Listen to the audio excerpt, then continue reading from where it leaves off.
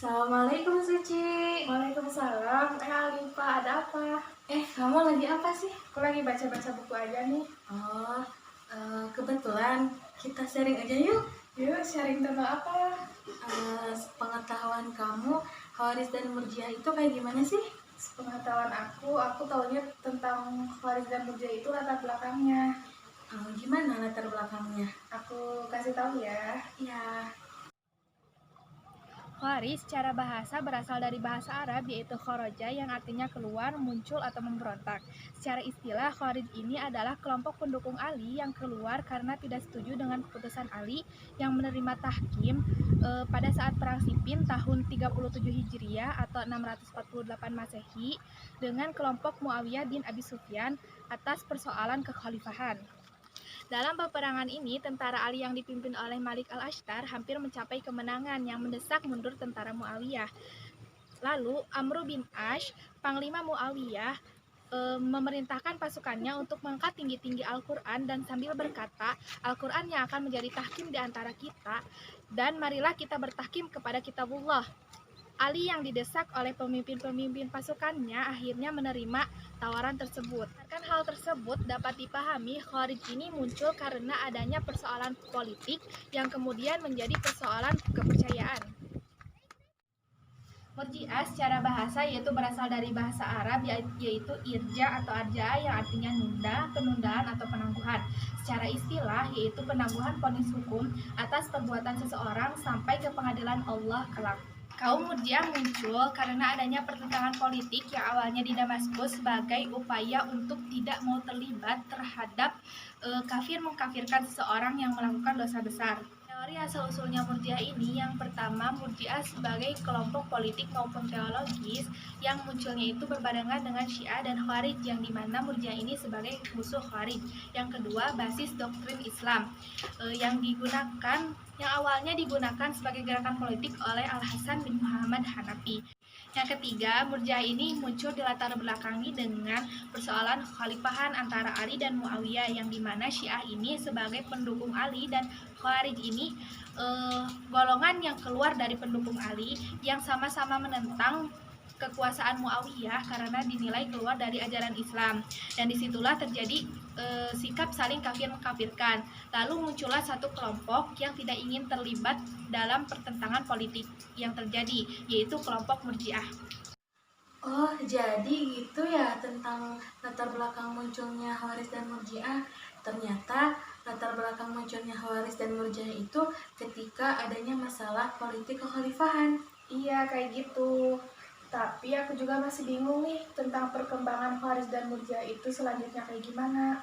Nah, kebetulan aku pernah baca loh tentang perkembangan Khawarij dan Murji'ah. Aku jelasin ya. Boleh. Munculnya banyak cabang dan sekte Khawarij ini diakibatkan karena banyaknya akidah yang mereka anut dan juga banyaknya nama yang mereka pergunakan sejalan dengan perbedaan akidah yang beraneka macam itu. Menurut Syashrastani, ada 8 sekte besar dalam Khawarij ini. Yang pertama adalah sekte Al-Muhakimah. Al-Muhakimah adalah golongan asli Khawarij dan dari pengikut Ali. Yang kedua yaitu sekte Al-Azarikoh. Sekte Al-Azarikoh tidak menggunakan istilah kafir, tapi mereka menggunakan istilah musyrik dan politeis. Dan pandangan mereka tentang musyrik adalah semua orang yang tidak mengikuti pahaman dari ajaran mereka. Yang ketiga adalah sekte An-Najat. Sekte An-Najat ini pada mulanya ingin menggabungkan dirinya dengan sekte Al-Azarikoh. Tapi sekte ini timbul perpecahan karena sebagian pengikut Nafi ibnu Azraq tidak menyetujui pahaman dari orang-orang Azraqi. Yang keempat adalah sekte Al-Baihasiyah. Abi Baihas Al-Hasimi berpendapat bahwa iman adalah setiap orang yang mengetahui antara hak dan yang batil. Dan iman pula adalah ilmu dengan hati tanpa perkataan dan juga perbuatan. Yang kelima adalah sekte Al-Jaridah. Sekte Al-Jaridah ini sama dengan sekte An-Najat. dengan apanya, yakni sama dengan kebid'ahannya. Yang keenam adalah sekte Al-Ibadiyah. Golongan ini adalah golongan yang paling moderat dari seluruh sekte Khawarij karena mereka menganggap sebagai mazhab fikih ijtihad yang sunni. Yang ketujuh adalah sekte Al-Sufriyah. Sekte Al-Sufriyah ini sama dengan golongan Al-Azarikoh. Oleh karena itu, sekte Al-Sufriyah ini dianggap sebagai sekte yang sangat ekstrim. Yang kedelapan adalah sekte As-Sa'labah. Sekte As-Sa'labah ini mengikuti Sa'labah bin Amir. Dan Sa'labah bin Amir ini berkata bahwa kita berawal dari anak-anak kecil dan orang-orang besar. Sampai kita tahu mereka mengingkari al-haq dan ridho kepada kebatilan. Dan yang kedua adalah perkembangan aliran Murji'ah. Murji'ah ini terpecah belah ke dalam beberapa golongan. Dan pada umumnya, menurut Harun Nasution, Murji'ah terbagi ke dalam dua golongan, yaitu golongan moderat dan juga golongan ekstrim. Golongan Murji'ah yang moderat berpendapat bahwa setiap orang yang melakukan dosa besar tidak disebut kafir dan tidak akan kekal dalam neraka. Dan siksaannya pun sebagaimana besar kecilnya dosa yang mereka perbuat. Yang kedua adalah golongan Murji'ah yang ekstrim. Golongan Murji'ah yang ekstrim ini berpendapat bahwa setiap orang yang percaya kepada Tuhan dan ketika mengutarakan dalam lisannya kekafiran, maka mereka tidak dinyatakan kafir. Karena keimanan dan kafir itu ada dalam hati. Dan perlu kita ketahui, golongan Murji'ah yang ekstrim ini terbagi ke dalam 4 bagian. Yang pertama yaitu golongan Jahmiyah. Golongan Jahmiyah ini mengikuti Jaham bin Syahwan. Dan yang kedua adalah golongan As-Salihiyah. Golongan As-Salihiyah ini mengikuti Abu Hasan As-Salihi. Dan yang ketiga adalah golongan Yumusiyah dan Ubaidiyah. Dan yang keempat adalah golongan Hasaniyah. Gitu ya, Khawarij dan Murji'ah ini terbagi ke dalam beberapa kelompok. Iya, jadi Khawarij dan Murji'ah itu tidak hanya dalam satu kelompok saja, tapi berbagai macam kelompok. Iya. Selain itu, aku tahu loh tentang ajaran pokok Khawarij dan Murji'ah. Kayak gimana sih? Itu tuh masih termasuk ke dalam syariat ajaran agama Islam gak sih? Aku jelasin ya. Ya. Ajaran Khawarij itu memang berbagai macam. Tapi dalam garis besarnya, ajaran Khawarij yaitu khalifah dan imam dipilih secara bebas oleh seluruh umat Islam dan juga tidak harus dari kalangan Arab.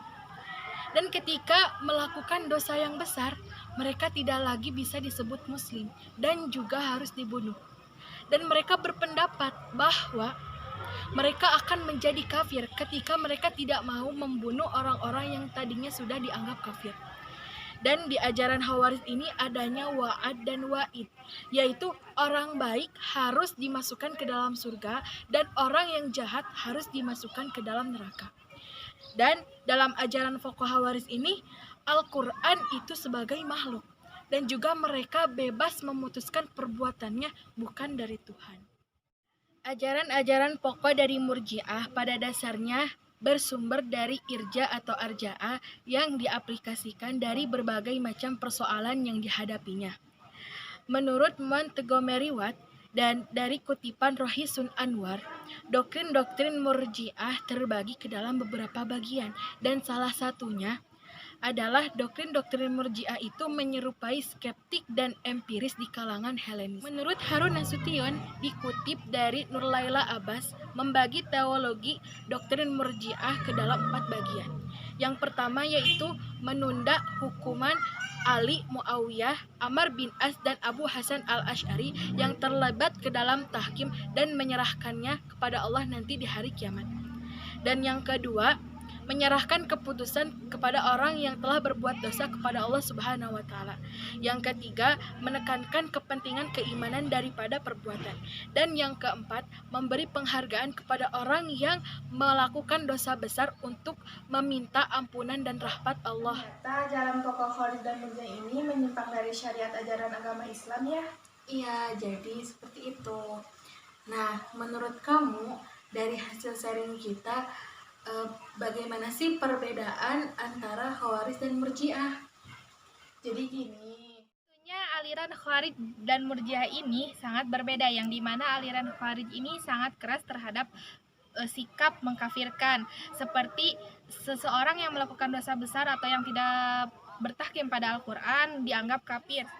Sedangkan dalam aliran Murji'ah lebih kepada mengakhirkan hukuman, seperti tidak mengkafirkan seseorang yang melakukan dosa besar, karena menurut aliran Murji'ah ini hanya Allah lah yang berhak memberikan hukuman.